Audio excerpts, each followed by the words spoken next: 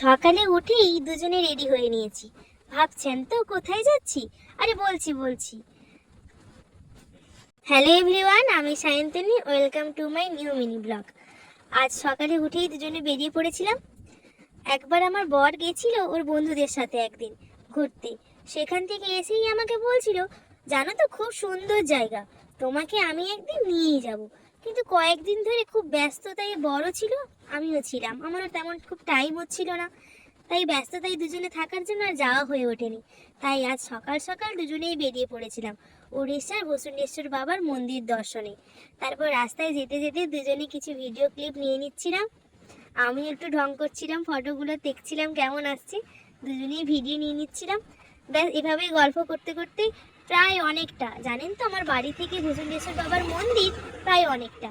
তারপর পৌঁছে গিয়ে ঠাকুরের কাছে প্রথমে পুজো দিয়ে নিয়েছি। ওই পুজো দিতে গিয়ে দেখলাম ধূপ টুপ সবাই খুব ভালোভাবে জ্বালাচ্ছে, আমিও ধূপ প্রদীপ জ্বালিয়ে দিচ্ছিলাম।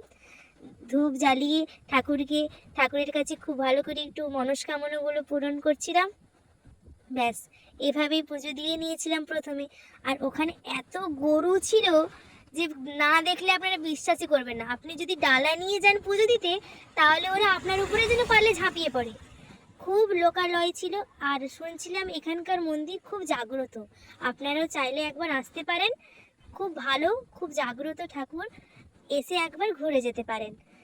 তারপরে পুজো দিয়ে নিয়ে ভালো করে ঠাকুরের ফটোটা একবার তুলে নিয়েছিলাম আপনাদেরকে দেখানোর জন্য।